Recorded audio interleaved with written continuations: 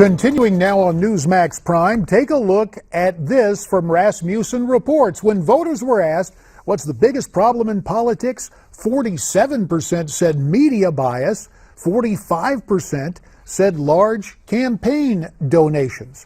Let's talk about this and more with Shirish Date. Shirish is the White House correspondent for the National Journal. He joins us via Skype from Newsmax, Washington.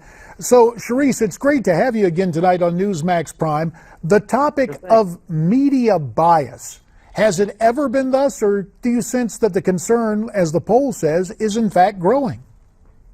Well, I'll be honest. I've been a journalist for 30 years and have heard complaints about media bias pretty much from day one.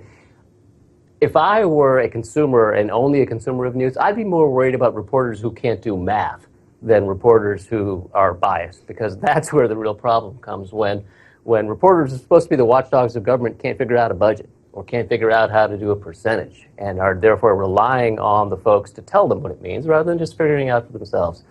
As to bias, are they liberal, conservative, whatever, I've never really worried about it too much, and to be honest, I haven't really paid that close attention to the polls about it either.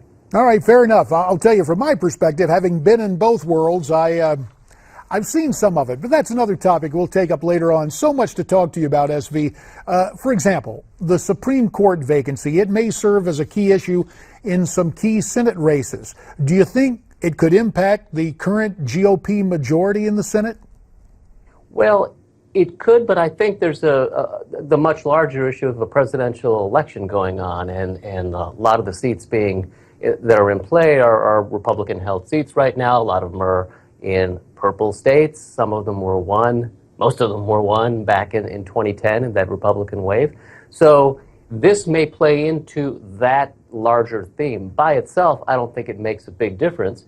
But if Democratic voters can be persuaded that, hey, this is yet another sign of disrespect, that the Republicans are not going to confirm a legitimate nomination by the president, and that helps their turnout, then yeah, it could be an issue.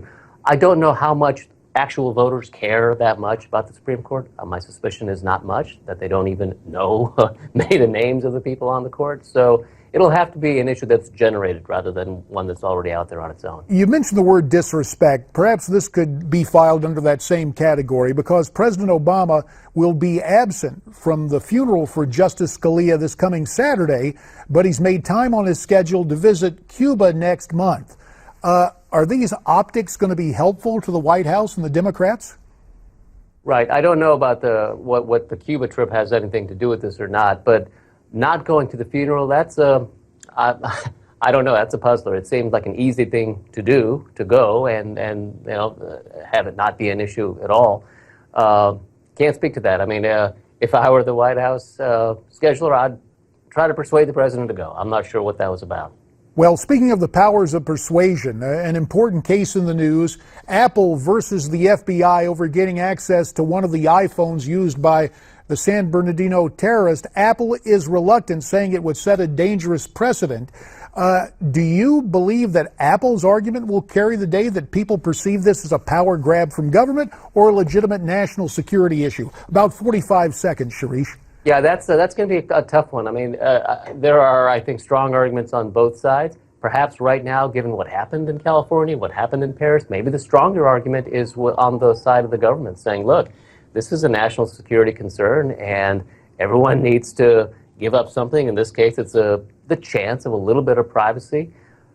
Given the amount of stuff people put on their own, onto their Facebook page and Twitter and all that other stuff, I'm a little worried. I'm a little puzzled by this great concern about privacy when people seem not to care too much about it in their own social media posts. Yeah, it is interesting to see what people are posting these days in terms of their own private lives. Yeah. Shirish Date of National Journal. Sir, we thank you very much for your time. And what do you think about the Apple question and everything else that we covered? Well, we'd love to get your comments. You can send them to me at newsmaxtv.com/comments. And when we come back, more on Apple and the FBI with Ambassador R. James Woolsey.